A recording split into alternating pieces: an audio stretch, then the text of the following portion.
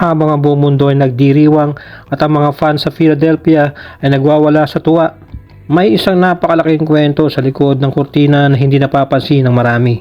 Ito ay ang tungkol sa paborito nating batang superstar na si Tyrese Maxey. Matapos makumpirma ang paglipat ni Lebron, isang napakabigat ngunit kahanga-hangang desisyon ang ginawa ng 25 anyos na guard na to. Desisyon na pwedeng magpabago ng kanyang buong karir, ng kanyang stats at ng kapalaran ng Sixers franchise. Ano nga ba ang totoong nangyari? Bakit sinasabi ng marami na si Maxey ang gumawa ng pinakamalaking sakripisyo? Alamin natin ang buong detalye kaya huwag kayong kukurap. Bago natin busisiin ang naging desisyon ni Maxey, balikan muna natin kung paano ba nabuo ang Lebron to Philly movement. Hindi po ito tsamba at lalong hindi ito biglaang desisyon ni Lebron.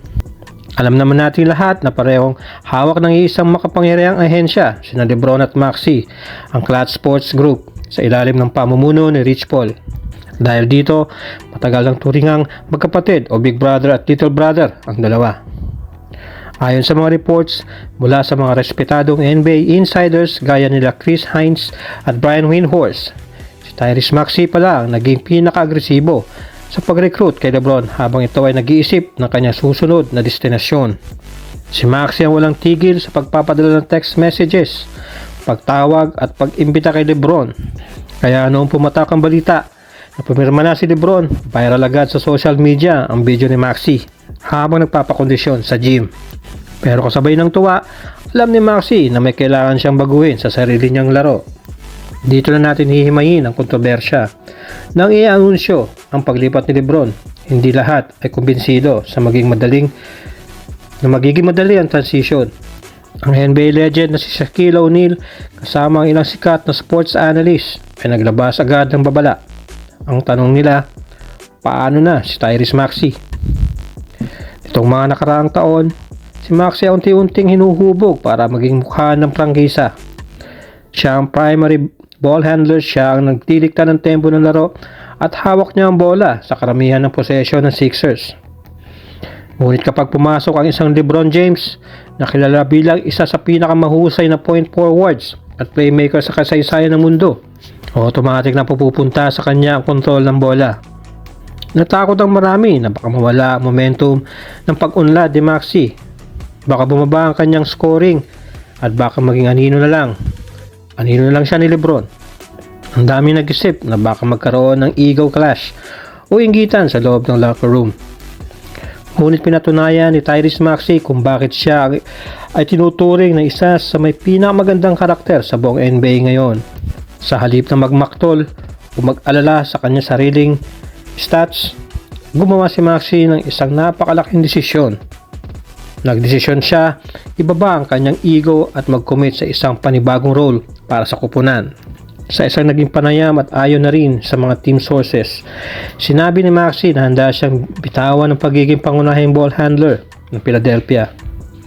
Handa siyang mag-adjust at maging isang off-ball threat o isang shooting guard na maghihintay ng pasa.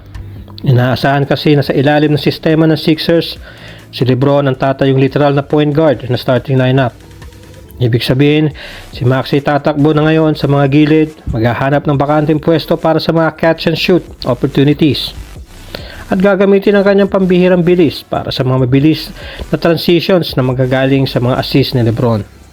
Sinabi ni Maxey sa coaching staff na wala siyang pakialam kung bumaba ang kanyang average na puntos o assist. Basta ang mahalaga ay makuha nila ang mailap na Larry O'Brien trophy.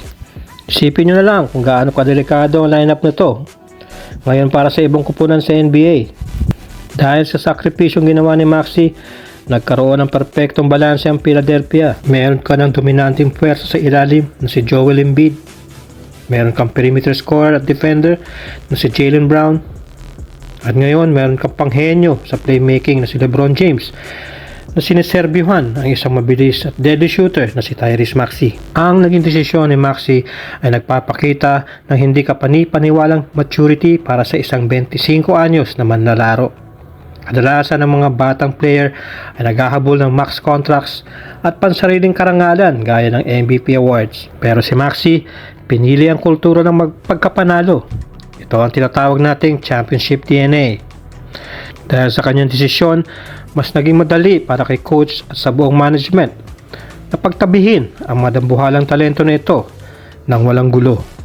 Kaya naman ang malaking tanong ko para sa inyo mga tol. Sa tingin nyo ba ay magiging matagumpay ang sakripisyong ito ni Tyrese Maxey? Sapat na ba ang pagpasok ni LeBron James para tuluyang mapatalsik ang mga mababangis na kupunan sa East at sa West? O baka naman magkaroon ng problema sa chemistry sa kalagitnaan ng season? Isulat ninyo inyong mga opinion at saloobin sa comment section sa ibaba. Nagbabasa ako at sasagutin ko ang ilan sa mga komento nyo.